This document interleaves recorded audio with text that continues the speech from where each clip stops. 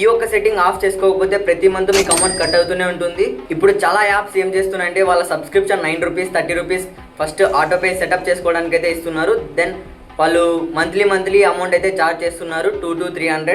ఇది తెలియక చాలా మంది అలాగే వదిలేస్తూ ఉంటారు, అమౌంట్ కట్ అవుతూనే ఉంటుంది బ్యాక్గ్రౌండ్లో. ఇది వెంటనే ఆఫ్ చేసుకుంటే ఇంకా అమౌంట్ అయితే కట్ అవ్వవు.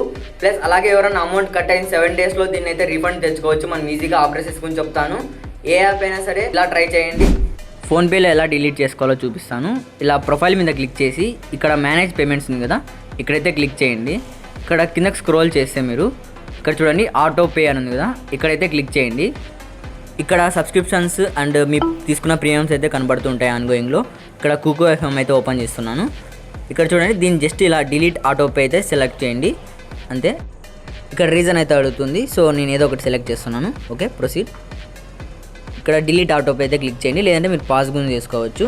ఇక్కడ పిన్ అయితే అడుగుతుంది, పిన్ నెంబర్ అయితే ఎంటర్ చేసేయండి. ఆటో పే అయితే సక్సెస్ఫుల్గా డిలీట్ అయిపోయింది. ఇంకా అమౌంట్ అయితే కట్ కావు మంత్లీ. ఒకవేళ అమౌంట్ ఆల్రెడీ కట్ అయ్యింటే ఆ యాప్ వాళ్ళ కస్టమర్ కేర్తో మనం చాట్ చేస్తూ అమౌంట్ అయితే రీఫండ్ పొందవచ్చు.